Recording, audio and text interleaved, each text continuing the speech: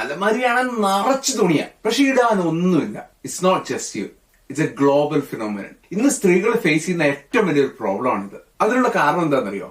Impulsive buying. ഇവിടെ പ്രശ്നം quantity ആണോ അതോ ക്വാളിറ്റി ആണോ? നിങ്ങളത് ചിന്തിച്ചു നോക്കി. ഏതെങ്കിലും ഒരു ഫാഷൻ ഇൻഫ്ലുവൻസർ ഒരു ഔട്ട്ഫിറ്റ് ഇട്ടു, നിങ്ങൾക്ക് അത് വേണമെന്ന് തോന്നി, നിങ്ങളത് വാങ്ങിച്ചു. That is impulsive buying. പിന്നുള്ളതാണ് സിന്തറ്റിക് ഫൈബേഴ്സ്.